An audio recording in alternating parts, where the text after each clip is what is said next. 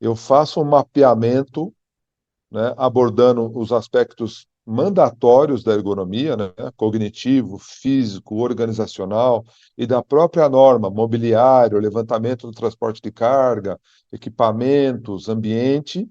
Então, mesmo com a palavra preliminar, não significa superficial. Eu preciso ter uma análise, né, ampla de todas as situações de trabalho para ter um mapeamento.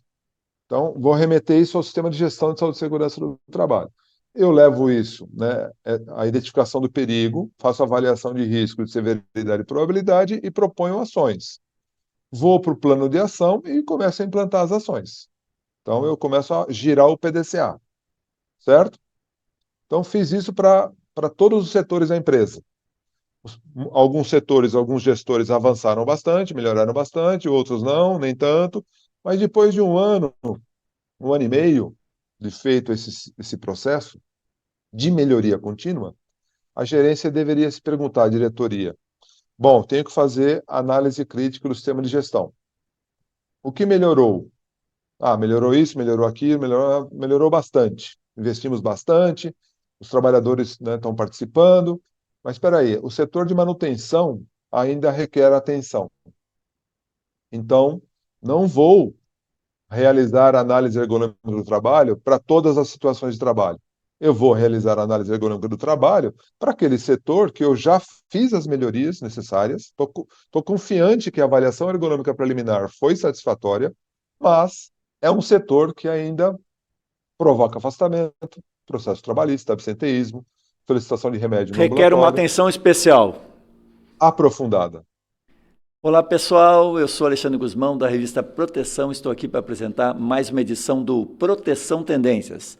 Hoje o meu entrevistado é Eduardo Marcato, engenheiro de segurança do trabalho e ergonomista, pós-graduado em ergonomia com MBA em gerenciamento de projetos com ênfase em SMS, mestre em SSO pela Universidade de Turim, diretor da Abergo e vice-presidente da Abreste.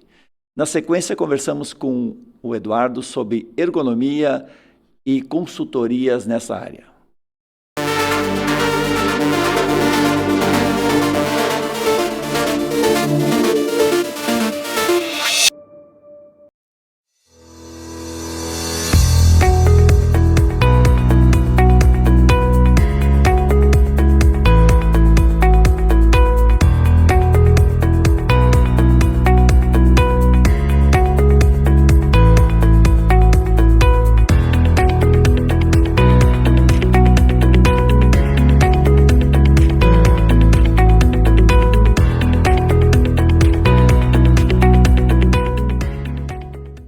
Todo trabalho precisa de segurança. Por isso, existe um mar-luvas para todos os riscos que você possa enfrentar. Seja eletricidade, queda de objetos, escorregamentos, umidade, corte, seja qual for o seu trabalho, Mar-Luvas tem a proteção perfeita para você. Diversos riscos, uma proteção. Para ficar por dentro de todas as novidades, nos siga nas redes sociais. Mar-Luvas, a força da história. Olá, Eduardo, tudo bem com você? Obrigado por estar aqui com a gente no Proteção Tendências. Olá, Alexandre, tudo bem? Obrigado pelo convite. Estamos aqui para bater esse papo. Eduardo, a gente se conhece há muito tempo, você tem uma atuação muito importante aí na questão da ergonomia, né? Como uma empresa de consultoria renomada a nível nacional. Hoje, diretor da Bergo, vice-presidente da Abreste, né? Associação Brasileira de Empresas de Consultoria. E um dos trabalhos que você tem feito ultimamente é uma articulação da Bergo, né? No sentido de estar mais próxima a outras instituições aí, né? Você já tem uma parceria da Abergo com a própria Brest, né? Com a ANANT, né? E também com a BHO, além de uma aproximação com a própria BNT, né? Na questão das normas técnicas, né? Queria que você falasse um pouquinho sobre o trabalho, obviamente, comandado pela nossa brilhante presidente Lucimara Baú, né? Que é uma profissional também exemplar aí, né? Mas fala um pouquinho sobre o projeto que a Abergo está desenvolvendo nesse sentido, que está um pouco sob sua responsabilidade. Essa diretoria foi reeleita para a gestão 24, 25, 26. Ou seja, a Lucimara Baú foi reeleita e ela aproveitou, fez uma reformulação na diretoria e me incluiu como um diretor adjunto. Então, há uma diretoria executiva formada por ela e mais duas colegas, e a diretoria ampliada que eu faço parte. E depois de uns 6 meses, um ano, a Lucimara me perguntou se eu gostaria de encabeçar uma coordenação, é a coordenação do Comitê de Assuntos Institucionais, com o objetivo de aproximar a Abergo de diversas entidades nacionais importantes e assumir esse compromisso. E a partir daí, a Abergo já tinha acordos de cooperação técnica com universidades, por exemplo, a Universidade Federal de Santa Catarina, Uhum. a do Paraná, mas ela queria ir além do acadêmico, ela queria também se aproximar das entidades que representam saúde do trabalhador, não é? Então, uma das primeiras, na verdade, foi simultâneo, né, a assinatura do acordo com a ANANT e com a Abrest. Nós fizemos um único evento e já assinamos esses dois acordos com essas duas entidades. A BHO está encaminhado, haverá o congresso da BHO agora em outubro e setembro, precisamos confirmar, e assinaremos oficialmente o contrato o acordo de cooperação técnica com a BHO. E semana retrasada, nós assinamos o primeiro acordo com uma entidade patronal. Assinamos com o Sindicato do Comércio Varejista do Estado de São Paulo, que só tem 40 mil empresas no guarda-chuva do sindicato, né? E foi uma vitória porque saímos desse eixo de associações e de academia e entramos no eixo do patronal, né? E o nosso próximo desafio, e já estamos negociando com alguns sindicatos de trabalhadores, também queremos nos aproximar de sindicatos importantes de trabalhadores, já temos 3 ou 4 associações de sindicatos, né? Não um sindicato isolado, mas uma confederação sindical que possa abraçar a ideia junto com a ABER, continuar trabalhando em prol da saúde dos trabalhadores. Eduardo, explica, Mas, detalhe um pouquinho mais ou menos concretamente, assim, além de uma aproximação com uma entidade, é, no caso é importante, como um sindicato importante como esse, e trazer o tema ergonomia, segurança e saúde do trabalho para uma entidade como essa já é um fato relevante, mas concretamente, assim, dá algum exemplo aí de ações que acabam sendo desenvolvidas a partir desse tipo de acordo. vou dar o exemplo do Sindicato Patronal Varejista. Tá. Durante a reunião com o presidente do sindicato, ele mencionou assim: bom, isso aqui não é só uma cerimônia de assinatura de um papel. Nós precisamos colocar em prática, né, esse acordo de cooperação técnica. Então, surgiram algumas ideias, né? Por exemplo, os supermercados, seja de qualquer tamanho, médio, grande ou as grandes redes, sempre têm uma dor com a sua qualidade de checkout, o quanto o caixa está adequado do ponto de vista de ergonomia. Então, há algumas possibilidades para explorar esse acordo. Por exemplo, o Abergo juntar vários especialistas da prática e da academia, elaborar um manual, né, de como deveria ser um checkout, para que no tempo, né, ninguém vai sair trocando milhões de checkouts de um dia para o outro, mas no tempo, vai reformar uma loja, o Cincovaga, me empresta aí o manual elaborado pela Abergo, para que eu possa, né, a partir do aprendizado do meu checkout anterior, desenhar e comprar um checkout melhor. Uma segunda possibilidade é influenciar o fabricante. Então, oferecer assessoria ao fabricante dos checkouts, e são centenas, e por influência do Cincovaga, né? O Cincovaga tem um poder econômico, Claro, claro, técnico, claro. influenciando os seus fabricantes, para dizer o seguinte: olha, tem aqui um manual, toda vez que te consultarem sobre um checkout, por favor, apresente esse manual e tire suas dúvidas sobre um checkout do ponto de vista do ergonomista da Abergo. Então, são coisas práticas, né? Não é apenas uma cerimônia de assinatura. Eu me aproximei, por exemplo, da Codemate, que é a organização dentro do Ministério Público do Trabalho que cuida do ambiente de trabalho. Uhum. Então, conversei com a doutora Sirlene e eles não têm um manual de ergonomia para as escolas. Eles têm para todos, para vários temas dentro de escolas, mas não tem de ergonomia. Então, eu falei para ela, doutora, a Bergo pode apresentar um rascunho, um escopo, né, um desenho de um manual do que seria ergonomia na escola para o aluno, para o professor, para o pessoal do administrativo. Então, ela está lá, né, estamos estudando um acordo de cooperação técnica para que a Bergo ajude a Codemate do Ministério Público do Trabalho em Brasília a desenvolver um manual que possa ajudar os alunos, os professores, com essa questão de ergonomia, que talvez eles nem saibam o que seja, né? Então, essa é a Uhum. ideia desses acordos, né? Ter soluções aplicáveis a partir de alunos de graduação, pós-graduação, mestrado, doutorado, que fazem pesquisa científica. Sim. Então, esses acordos com universidades geram esse contato e demanda, né, para desenvolver manuais para oferecer àqueles que se aproximaram da Abergo. Só Então, para deixar claro. Sim, sim, pode concluir. na prática é isso, é Tá. oferecer informação com qualidade Não, perfeito, perfeito. dessa combinação de academia com prática. Tá, então, na verdade, a ideia é usar estudantes de ergonomia, supervisionados, obviamente, por especialistas, para desenvolver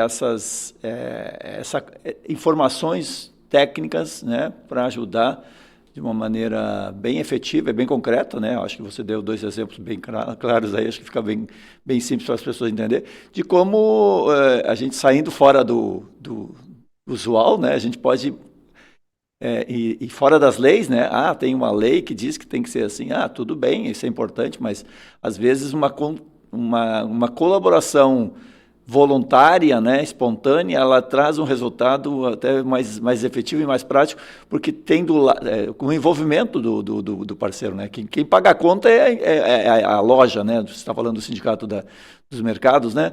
Quem paga a conta é a loja, e nada melhor do que quem está do lado dos proprietários de loja, né, dos supermercados, para fazerem esse convencimento, né, de um tema que às vezes é muito simples, são coisas muito simples, né? São coisas que acabam passando sem a preocupação das empresas. E tem uma outra frente na Abergo, que são os comitês técnicos. Então, a Abergo está com 10, vai para 11 comitês sobre assuntos específicos. Por exemplo, eu faço parte do comitê de práticas, tem o comitê de fatores psicossociais, tem o comitê de usabilidade, tem o comitê de psicodinâmica do trabalho. Então, são associados da Abergo que voluntariamente se inscrevem no comitê e se propõem a ir além de ser um associado passivo. Então, o manual de aplicação da NR17 é de 2002. Puxa, será que não mereceria uma atualização para trazê-lo para 2022 com a nova NR17 e ajudar os profissionais de ergonomia a entender o que é avaliação ergonômica preliminar, o que é análise ergonômica do trabalho? Então, o comitê de práticas, mais outros comitês, podem se engajar e, né, se oferecer para atualizar esse manual. Esse é o papel de quem está numa associação, né? Você doa seu tempo, seu conhecimento, seu cognitivo para melhorar não só para os associados, mas também para a comunidade. Então, nós estamos aí pensando nessa atualização, já estamos nos reunindo para em breve ter um rascunho. Vai ficar bom, vai ficar ótimo, mas pelo menos vai ficar atualizado, né? Com esse esforço de vários comitês em torno desse tema. Então, a Abergo, com essa nova diretoria, você falou bem sobre a presidente Lucimara Maú, tem procurado deixar aquela posição de receber do associado e tentar, num congresso, dar informações para o associado, para expandir além do associado. O que a ergonomia brasileira precisa para melhorar no sentido de qualidade, de técnica, além do associado, né? Para o engenheiro de segurança do trabalho, para o técnico de segurança do trabalho, para o enfermeiro do trabalho, para o médico do trabalho.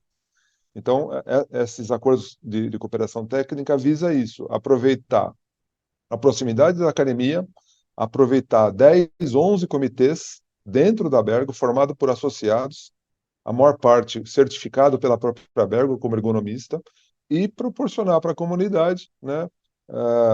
Por exemplo, a Lucimara, no ano de 22, 23, se esforçou para um dicionário de ergonomia. Então, se entrar no site da Bergo, vai ter um dicionário com 110 verbetes, sem custo nenhum, né, explicando o que são 110 desafios na ergonomia. O Uhum. que é a avaliação ergonômica preliminar, o que é a análise ergonômica do trabalho, o que é a usabilidade. Então, são 110 temas produzidos por 130 pesquisadores, com publicação DOI.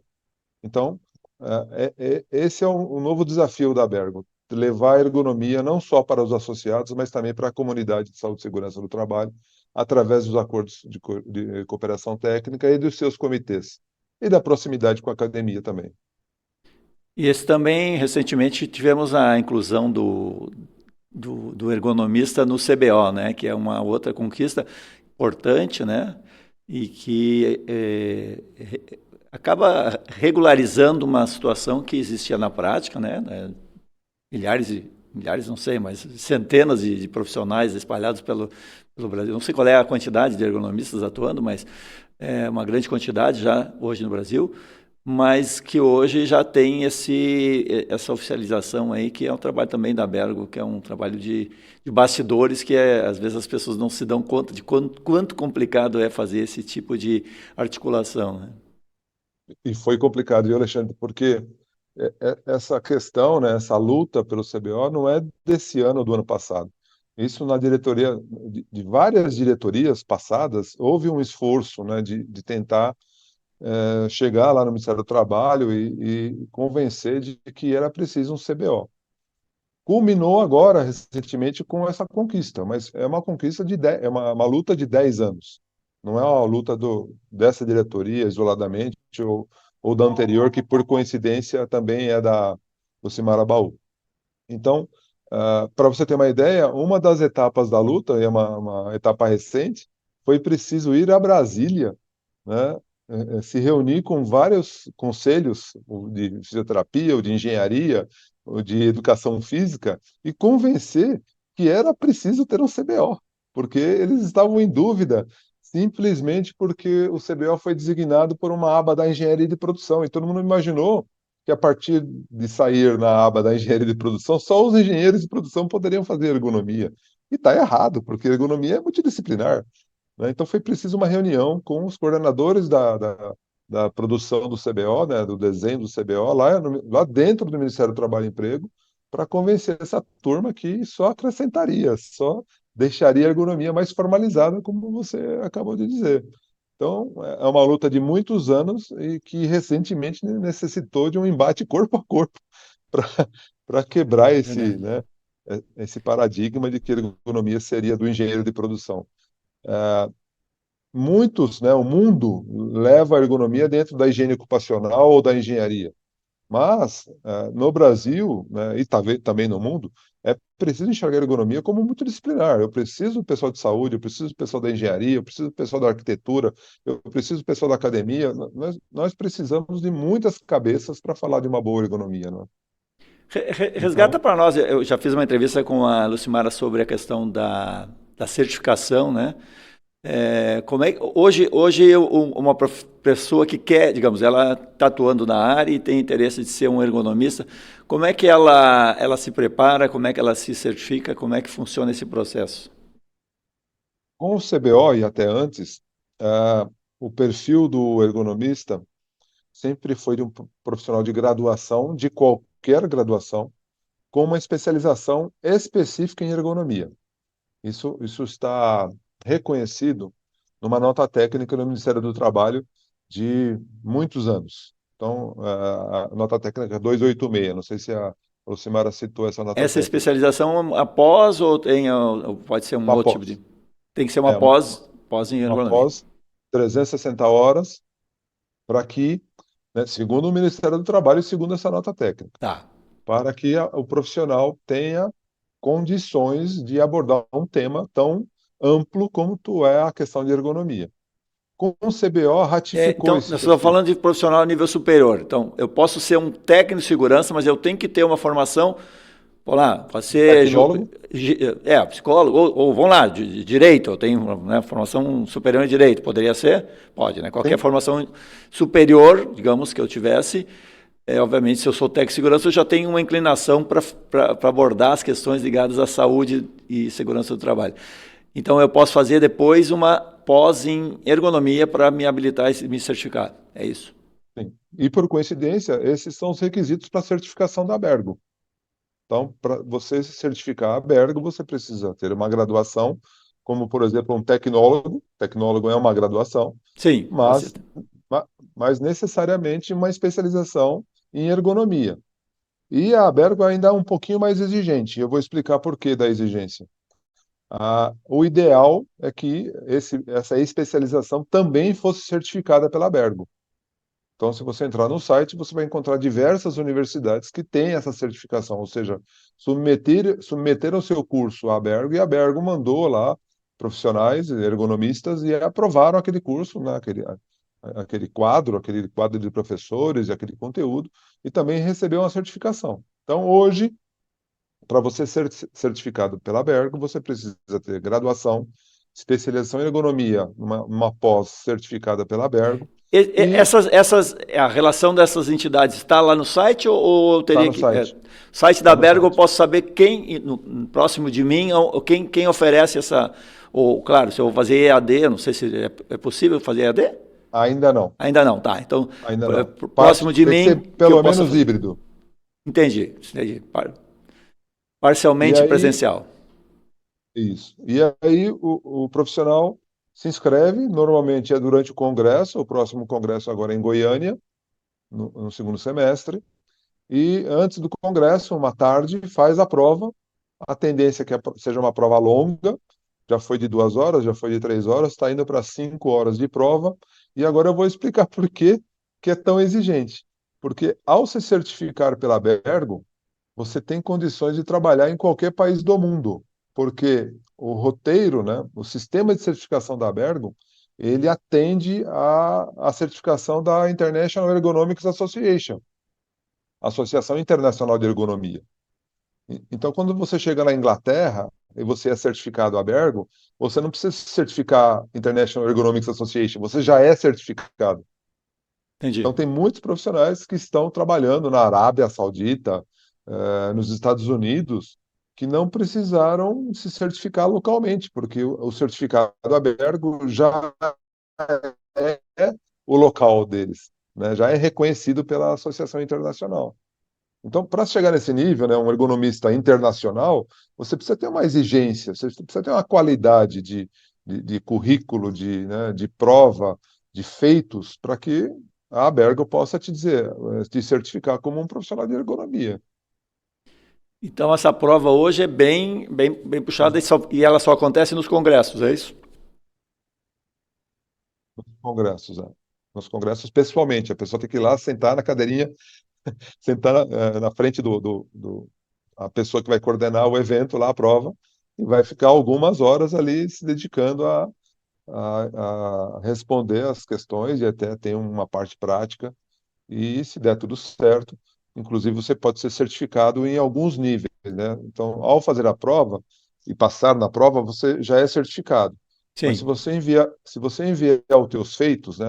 Eu atuo em ergonomia há 10 anos, publiquei isso, já fiz tanto disso, consultoria, você pode ser classificado em um dos 3 níveis, né? Que seria mais ou menos júnior, pleno e sênior, mas tem uma numeração para isso, um, dois e três. Uhum, E uhum. além disso, você pode ser certificado como acadêmico. Então, se você faz doutorado com uma linha de pesquisa na ergonomia, você não, já tem um caminho andado para a certificação. Não dentro dos 3 níveis, júnior, pleno e sênior, mas no nível acadêmico. Uhum. Então, você também pode ser ergonomista acadêmico, né, através do seu doutorado. É só para ficar bem claro para quem não conhece a realidade. Eu posso atuar como ergonomista não certificado pela Bergo, desde que eu faça essa pós-graduação, ou seja, eu posso me registrar no CBO, com base no CBO, O ele, CBO ele é considerado ajuda. ergonomista se ele não fizer a certificação, para efeito da legislação do CBO? São duas coisas. Sim, Certificação da qualidade ao profissional segundo a associação. perfeito. Não, O está claro. O CBO é um reconhecimento do Ministério do Trabalho que existe a A profissão profissão, ok. e é aplicado para aquelas empresas CNPJ que queiram contratar um Sim, ergonomista dentro da descrição de cargo do CBO. Então, a empresa tem liberdade de contratar o sim, sim, ergonomista sim. com certificação ou não, Perfeito, perfeito. mas dentro do que está descrito no CBO, que também menciona graduação e pós-graduação em ergonomia. Não, fica bem claro essa tua explicação, e até porque, assim, é uma questão de mercado, obviamente a empresa que quiser contratar um profissional certificado, ela vai, é uma exigência maior, é uma garantia maior, obviamente, e a tendência é de que cada vez mais isso seja o padrão, né? E até o momento que ninguém mais aceite sem a certificação. Acontece meio parecido com a medicina do trabalho também, eu acho, né? A medicina do trabalho também, eu acho que agora está bem mais assim, mas antigamente não era, né? Existia uma certa tolerância e hoje é cada vez mais impossível um médico do trabalho não ter a prova da ANANT, né? Que é feita também no Congresso, né? Exato. É É uma muito interessante. especialidade para o médico, né? Claro, claro, claro. É. E fiscalizável por CRM, por ANANT, né? Então, as empresas olham isso como um compliance, né? Eu preciso contratar um médico com RQE, porque se eu não contratar, o CRM e a ANANT vão Uhum, ficar aqui me fiscalizando, né? Então, uhum. a Bergo pode chegar nesse nível desde que as empresas, né, os empresários, as grandes multinacionais também encarem com seriedade o Claro, CBO claro. e essa certificação da Bergo, né? Mas é uma tendência, porque na verdade é um selo de qualidade. Uma pessoa que tem essa certificação, Sim. passou por essa prova, em tese é uma pessoa bem preparada, né? Então é uma garantia. E a empresa, como ela não, eu imagino, eu não sei se tem piso salarial, ainda não tem, porque não tem, né? Porque No assim, a site empresa da vai. Bergo, Sim. desculpa, no site da Bergo tem uma ideia, uma Mas não é referência. uma imposição, a empresa é livre Não, para, não. né, tem É uma uma sugestão, referência. imagino. Mas Isso. então a empresa, obviamente, vai optar pelo melhor profissional que ela puder pagar, né? E Exato, obviamente, exato. não, perfeito. E outra É, coisa, né? sim. Só existem 3 países no mundo que têm CBO do ergonomista. Uhum. Olha o Brasil em que, né, graças Legal. ao esforço das diversas diretorias, conseguir colocar o Brasil no mesmo nível de Grã-Bretanha e Nova Zelândia, né? E abrir portas para o ergonomista brasileiro para qualquer país do mundo. Isso é uma conquista assim que é difícil de mencionar, né? A importância de levar a profissão de ergonomia para este nível, né? É um impacto. Eu estou muito, muito impulsionado, né? Não, muito legal, muito legal. Muito contente com essa conquista, porque, né, você está do lado só de 2 países no mundo e essa certificação, né, o CBO ser reconhecido, a certificação e o CBO serem reconhecidos mundialmente é um negócio, assim, um diferencial muito grande. Só para encerrar essa questão e passar para um outro tema, mas só para concluir o raciocínio. Existe uma recertificação ou é pela vida toda essa certificação? De 4 a 5 anos, dependendo Entendi. em Um, que dois ou nível, três. É isso? ou o acadêmico, né? E daí é mais documentação, ou eventualmente tem uma Isso. prova, a pessoa escolhe, deve ter uma coisa, né, mais ou menos assim.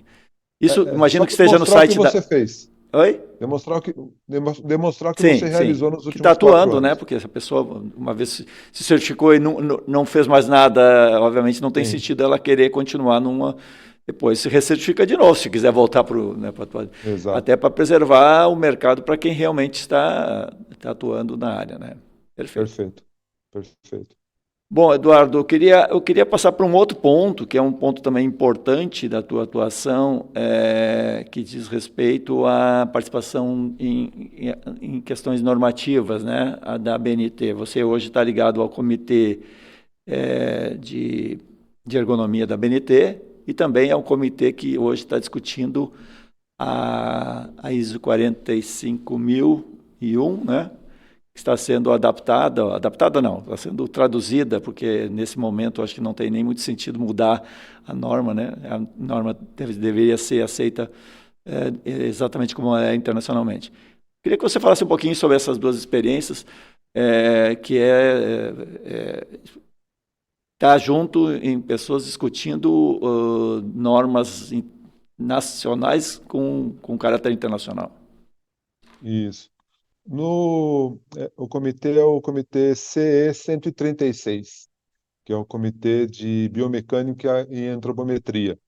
Então, esse comitê ele já existe há uns 8, 10 anos, e nós fomos responsáveis por traduções de normas que já estão assim, já meio popularizadas, né? Já meio divulgadas. Por exemplo, levantamento, carregamento de peso, ISO 11281. Nós fizemos a tradução dela, ela virou ABNT-NBR ISO 11281, mas por uma questão de dificuldade de entendimento de alguns setores, eh, foi cancelada a nacional e permanece a internacional. Aí vem a 112282, de empurrar e puxar. Então virou a BNT NBR ISO 112282. A 112283, que o pessoal conhece mais pelo método OCRA. Então é a BNT NBR ISO 112283 desde 2014. Então esse comitê tem trabalhado para pegar uma norma internacional ISO, traduzi-la, mas manter ao pé da letra o conceito, mas só garantir que o português seja brasileiro, né? A pessoa Sim. possa ler. E eu sempre dou um exemplo meio ridículo, né? Quando a tradutora traduziu essa região aqui, não sei se está me enxergando aí do Sim, punho, sim, sim. ela botou no texto, em vez de punho, ela colocou um outro termo. E não poderia sair na norma o termo que ela Não utilizou. é aquele termo Ela que tem usou, um doce famoso em Portugal, não? não, ela usou pulso. Ah, tá. Ela usou É a porque tem palavra um pulso. doce que se faz com o punho, não sei se você conhece, que é meio. Não, Para nós ficaria um nome feio, tá? Mas. sim. Então, Usou ela usou pulso. pulso. Tá, tá. E para ergonomia, né, para anatomia, se usa punho. Claro. Então, às vezes é coisa simples como essa, mas às vezes é uma frase que em inglês tem um sentido, e a hora que você bota no português, mas espera aí, não é isso. Tem que dar uma, Uhum. né, tem que dar uma invertida aqui, porque senão ninguém vai entender direito essa questão. Então, nós traduzimos a 11226, essas três que eu mencionei, e a última que está no forno, diferente do assunto do comitê, que é a antropometria biomecânica, é uma norma sobre fatores cognitivos, carga mental. Nós conseguimos puxar a 10075, 1, 2 e 3 para o nosso comitê e já fizemos, né, nos reunimos e já fizemos a tradução, tá para sair para consulta pública nos próximos dias. Então, essa é uma vertente do meu trabalho, eu estou nesse trabalho há uns 10 anos. Recentemente, a ABNT convocou o professor Leonídio, que eu acho que você não conhece, né, para retomar esse assunto de gestão de saúde e segurança do trabalho. Ele fez um esforço grande para criar uma norma nacional, também por questões políticas ela não foi publicada, e como ele fez esse esforço há 5 anos atrás, a ABNT convocou ele para retomar, reativar o comitê CEE 109. Então, todas as normas da família ISO 45000. E são várias, Alexandre. Você não tem ideia de quantas normas de sistema de gestão existem. Nós trabalhamos recentemente na 45001, deve também sair em consulta pública nas próximas semanas, mas tem a 45002, tem a 45003, tem um monte de normas 45000. E a 45.003 é sobre fatores de riscos, gestão de fatores de riscos psicossociais, que é uma coisa que, né, tá borbulhando, tá fervilhando aí na nossa área de saúde e segurança do trabalho. Então, mesmo sendo recente, essa retomada agora é de fevereiro, março de 2024, nós estamos lá ansiosos para ter acesso a essas normas e publicá-las, né, e traduzi-las o mais rápido possível devido à urgência. A NR1 trouxe essa oportunidade de a gente discutir saúde e segurança no trabalho, não mais falando de EPI, mas principalmente falando da gestão do sistema, né? Isso é muito importante também, essa virada de chave. As pessoas que trabalham na NR1 foram muito felizes em dar essa modernidade para a nossa legislação, né? Sairmos do aplicadores de EPI para sermos gestores de saúde e É segurança do verdade, é trabalho. verdade. Dentro da questão, já que você falou dos riscos psicossociais aí, né, a gente tem a questão da 17, né, da NR 17, e que teve uma decisão de não, nesse momento, não incluir ainda essas questões, né? Mas qual é, não sei se a Bergo tem uma posição em relação a ter uma norma específica ou incluir numa possível revisão da 17 esses riscos. E que tipo de efeitos a tradução dessa norma internacional ela pode ajudar numa norma regulamentadora do Ministério do Trabalho, né? Que são coisas diferentes. Uma é uma norma não obrigatória, né? Uma norma voluntária, né? De adoção voluntária pelas empresas. Obviamente que o mercado às vezes pode deixar ela meio obrigatória, dependendo do ramo, né? Mas uma norma de segurança e saúde ligada ao Ministério do Trabalho, ela tem uma obrigatoriedade e é bem mais determinante para as empresas adotarem esses procedimentos. Qual é a sua visão ou da Bergo nessa questão? Coincidentemente, eu estava na reunião da CTTP quando recebemos essa notícia de que o governo, nesse momento, evitaria de mexer com a NR17 e incluir. A gente está falando de 2 anos atrás, mais ou menos, né? Uma coisa assim, né? Ou isso é A, recente a, também? Continua a sendo assim? discussão, a discussão é de 2, 3 anos, Isso, isso. com várias reuniões Sim, sim. e reuniões tripartites. Uhum. Essa reunião que eu participei foi agora do final de 23, Teve outra que voltou a que confirmar essa foi, tendência. que foi a reunião para chegar a uma conclusão. Pegou todo esse esforço de 2, 3 anos, de várias reuniões, e o auditor fiscal que coordena, né, a revisão da NR17 fechou esse ciclo de discussões, mencionando que na NR1 atual e também na revisão que está acontecendo neste momento, já é possível e já é obrigatório tocar no assunto psicossocial. E a promessa dele, né, nessa reunião, é de que haveria uma pequena inclusão nessa revisão da NR1, reforçando que deve-se identificar todos os perigos, inclusive os psicossociais. Essa foi a promessa, ou seja, deixando claro que na NR1 eu estou falando de tudo. Uhum, Né? uhum. É quase uma redundância, porque se são todos os perigos, é porque Claro, claro, claro. os psicossociais estavam lá. Mas, né, ele ofereceu essa alternativa. E na própria NR17, ele também mencionou que avaliação ergonômica preliminar e análise ergonômica do trabalho devem abordar e investigar Contemplar todos os também essas perigos. questões. Isso não acalmou a Bergo, né, queria mais. Tanto que eu fui porta-voz lá, através da Abreste. Então, eu estou com um pé lá e outro pé cá. A Abreste apoia a bancada dos trabalhadores tecnicamente, né? A Abreste não faz discussão política, mas faz discussão técnica. Uhum. Então, eu conversei com os trabalhadores e mencionei que o ideal é que tivesse, ou pelo menos um anexo, né? Como tem um anexo de check-out, um anexo de teleatendimento, pudesse ter um anexo de psicossociais. Não saiu. Então, o que nós, por iniciativa nossa, estamos fazendo, a Bergo? A- Atualizando um texto que pode ser o manual de aplicação da NR17 22, 24. incluindo os fatores de risco psicossociais. Então, essa é a nossa contribuição. 2024 você está falando, esse ano? Não, não entendi. É, É 24? Sim. para sair antes do Congresso. Tem um texto Tá. da Abergo que diga, bom, fatores psicossociais é isso, a definição é essa, deve-se identificar desta forma e deve-se levar por PGR deste jeito, resumindo.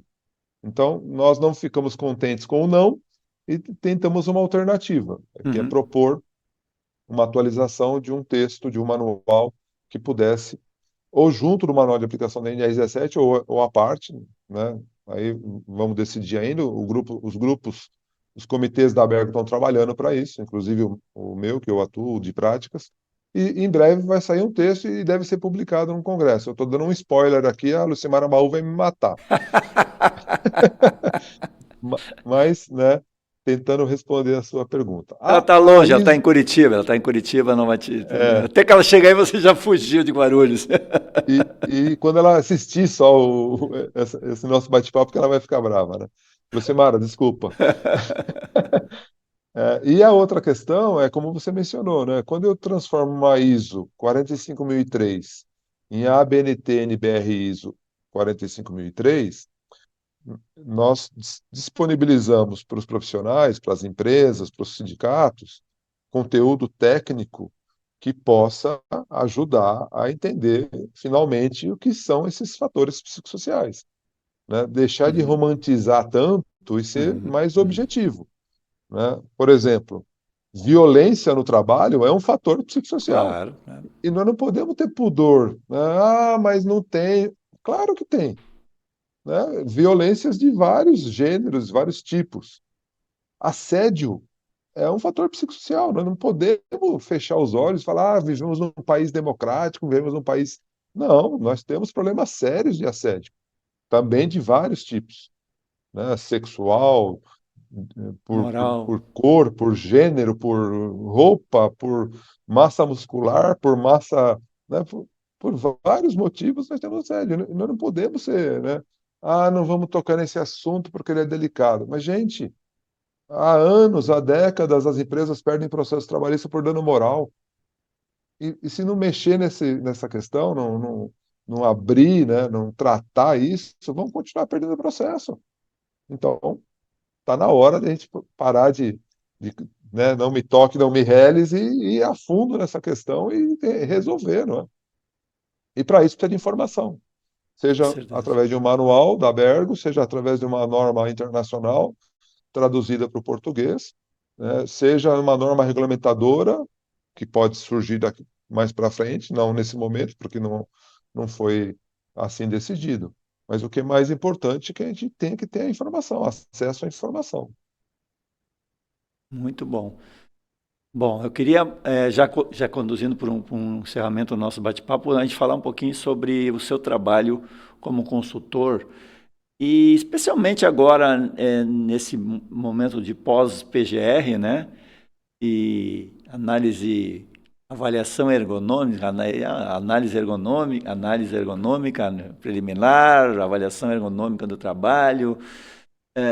Como é que está essa questão para você que, digamos, que faz um suporte para as empresas, né, que contratam a sua empresa, as dificuldades, como é que está na sua avaliação, assim? Melhorou o ambiente, as pessoas estão mais preparadas, tumultuou?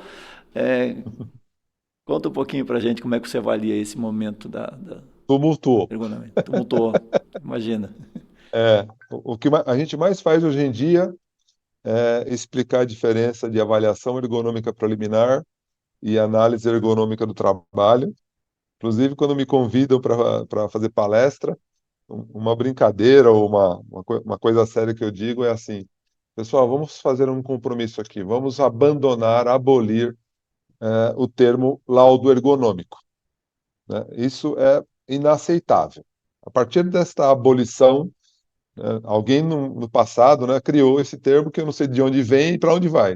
O que eu estou me esforçando é para tentar eliminá-lo do meio de saúde e segurança do trabalho, especialmente quando a gente fala de NR17 e avaliação de situações de trabalho. Então eu digo, ó, quer usar o termo laudo ergonômico na justiça civil, trabalhista, qualquer outra esfera, usa. Mas, por favor, não traga para dentro da NR17. Na NR17, nós vamos tratar de avaliação ergonômica preliminar e de análise ergonômica do trabalho. Então, tá entendido? Posso contar com vocês? Esse é o meu discurso frequente nas palestras, nos cursos que eu tenho ministrado. Feito isso, né, quando um cliente entra em contato e pede laudo ergonômico, e é frequente, é muito frequente, eu começo por um esclarecimento. Olha, avaliação ergonômica preliminar ou análise ergonômica do trabalho. Nós sugerimos que você faça a avaliação ergonômica preliminar. Mas, Eduardo, eu fiz a análise ergonômica em 2018, eu só quero atualizar. Eu falo assim, bom, se você quer atualizar, você está sujeito a compliance, porque não é mais necessário análise ergonômica do trabalho para qualquer situação de trabalho. Você precisa ter avaliação ergonômica preliminar. Então, estamos num esforço muito grande ainda de esclarecimento, viu, Alexandre? As pessoas estão mal informadas, né? Ou por não ler o que aconteceu na legislação, ou por replicar condutas do passado, né? Por exemplo, laudo ergonômico. Então, nos grupos que eu participo, e são vários de WhatsApp, no meu LinkedIn, eu estou num esforço grande aí de esclarecimento e de tirar essa confusão do ar, porque está muito ainda. E olha, né? Já vai para quase 2 anos de publicação, né? E ainda persistem essas dúvidas sobre quando fazer laudo ergonômico, quando fazer análise ergonômica do trabalho. Então, a Bergo, eu pessoalmente, estamos nesse esforço de esclarecimento, porque é muito necessário. Tem Às uma vezes, posição, tem uma posição oficial da Bergo ou é mais institucional de conversar e tal? a posição do Eduardo Marcato é que se deve fazer avaliação ergonômica preliminar, Sim. né? Então, se você tem análise ergonômica do trabalho antes de dezembro de 2021, se você tem a intenção de retratar a sua melhoria, eu tenho sugerido avaliação ergonômica preliminar. Se a pessoa, né, se a empresa, o profissional, ofereceu análise ergonômica do trabalho depois de janeiro de 22, cometeu um erro, né? Pode ser autuado, como eu tenho várias autuações, vários exemplos de autuação de auditor fiscal do trabalho, de que não deveria ter feito análise ergonômica do trabalho, deveria ter feito avaliação ergonômica preliminar. Mas a análise poderia ser posterior à avaliação ou você está dizendo que a análise não deve ser nunca feita? Ah, se a gente olhar detalhadamente a publicação, Sim, o entendimento será mais ou menos assim. Eu faço um mapeamento, né, abordando os aspectos mandatórios da ergonomia, né, cognitivo, físico, organizacional e da própria norma, mobiliário, levantamento do transporte de carga, equipamentos, ambiente. Então, mesmo com a palavra preliminar, não significa superficial. Eu preciso ter uma análise, né, ampla de todas as situações de trabalho para ter um mapeamento. Então, vou remeter isso ao sistema de gestão de saúde e segurança do trabalho. Eu levo isso, né, a identificação do perigo, faço avaliação de risco, de severidade e probabilidade e proponho ações. Vou para o plano de ação e começo a implantar as ações. Então, eu começo a girar o PDCA, certo? Então, fiz isso para todos os setores da empresa. Alguns setores, alguns gestores avançaram bastante, melhoraram bastante, outros não, nem tanto. Mas depois de 1 ano e meio de feito esse processo de melhoria contínua, a gerência deveria se perguntar à diretoria: bom, tenho que fazer análise crítica do sistema de gestão. O que melhorou? Ah, melhorou isso, melhorou aquilo, melhorou bastante. Investimos bastante, os trabalhadores, né, estão participando, mas espera aí, o setor de manutenção ainda requer atenção. Então, não vou realizar análise ergonômica do trabalho para todas as situações de trabalho. Eu vou realizar análise ergonômica do trabalho para aquele setor que eu já fiz as melhorias necessárias, estou confiante que a avaliação ergonômica preliminar foi satisfatória, mas é um setor que ainda provoca afastamento, processo trabalhista, absenteísmo, solicitação de remédio no requer uma ambulatório, atenção especial. aprofundada, né? E daí eu Então, quando eu faço análise, vou gastar minha energia para resolver um problema um pouco mais complexo do que as coisas mais comuns que eu exato, resolvo nas ações, no meu plano de ação, com base do na minha PGR. avaliação preliminar. É. Então, esse é meu entendimento. Não, Faço a avaliação econômica preliminar e daqui um ano, dois, mas eu tenho que rodar o PDCA. Não sim, adianta eu sim, pegar sim. o Não vai ficar papel, o parado, né? documento e pôr Não na é papel, gaveta. né? Não é papel. Esse é o Exato. problema. As pessoas estão acostumadas É. a documentos, laudos e papéis e daí não funciona. Daí, porque a ideia do programa é ser um programa e resolver problemas e não levantar dúvidas e ficar com as dúvidas por 20 anos a resolver. Tem coisas que são simples E- para resolver, né? É isso aí. Exato. Exato. Muito bom. Não, E se eu quiser. não Sim. sei se você me perguntou da Brest. Sim, vamos. Eu queria só para você acabou citando, né, a sua participação aí na revisão de normas. Eu acho que é um trabalho que a Brest desenvolveu com muita, ocupou um espaço de uma forma muito inteligente, né, servindo de apoio a algumas entidades, né, como consultora. E acho que continua, né, como participante de questões técnicas e se posicionando e fornecendo conteúdo, né? Eu acho que foi um espaço bem legal. E quiser complementar alguma coisa sobre isso também é importante. Por ser uma associação de empresas de saúde e segurança no trabalho, ela tem muitos associados, né? Muitas empresas no setor, e tem cabeças muito boas, né? A qualidade dos associados é muito interessante. Isso ajuda bastante, por exemplo, quando você vai fazer uma discussão sobre trabalho em altura. Então, não é o Eduardo Marcato, que está há 30 anos na ergonomia, que vai fazer discussão em trabalho em altura. Nós vamos procurar, né, dentro dos associados ou até fora, quem é o especialista em trabalho em altura?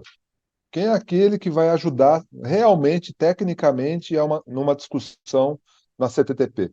A gente entra em contato com esse profissional, olha, temos essa oportunidade, é um trabalho voluntário, eventualmente precisa ir a Brasília, mas as reuniões podem ser online, para que você, dentro do seu conhecimento, ajude a desvendar, né, a pôr em prática o que seria trabalho em altura.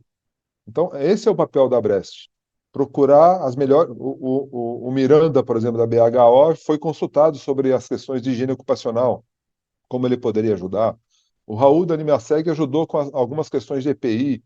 Então, a gente busca nomes que podem fazer diferença, né, tecnicamente, Uhum, sem discussão política. Né? Ah, vamos uhum. favorecer mais o empregador, vamos favorecer mais o trabalhador. Não, não. Vamos fazer tecnicamente. O que tecnicamente é melhor para todos? Né? E esse é o papel da Brest junto à bancada dos trabalhadores. Não, perfeito. E até porque, na verdade, a gente está falando de tripartismo, né? Mas a questão técnica, ela devia estar dentro do tripartismo e às vezes ela fica na Exato. participação política. E daí a Uhum. gente perde qualidade, né? Então, Exatamente. o espaço que a Brest ocupou, acho que é um espaço muito nobre. Pena que a gente não consegue institucionalizar isso no sistema, né? Mas é uma questão Uhum. voluntária e daí as bancadas, obviamente a bancada governamental tem os auditores, né? Os auditores fiscais, mas as bancadas de empresários e trabalhadores, ela tem essa possibilidade de indicar pessoas de qualidade. E eu acho que esse trabalho que a Brest acabou aproveitando foi muito importante. É isso aí.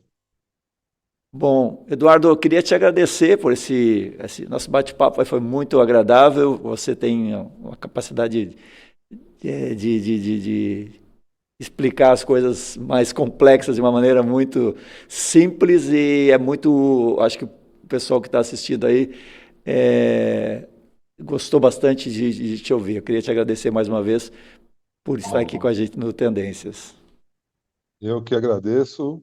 Sempre que precisar de mim, da Abergo, da Brest, sabe que pode contar. Esse é um espaço muito importante para a gente democratizar a informação, né, Alexandre? Você é um lutador aí na democratização da informação nesse país e a gente só pode agradecer e ficar à disposição para contribuir em novos eventos. Muito obrigado, Eduardo. Bom, pessoal, Conversei agora com meu amigo Eduardo Marcato, que é vice-presidente da Brest, diretor da Abergo, consultor, ergonomista, engenheiro de segurança e tantas outras coisas aí que a gente acabou falando aí durante essa entrevista. Na semana que vem a gente volta com mais um Proteção Tendência. Até lá, pessoal. Tchau, tchau.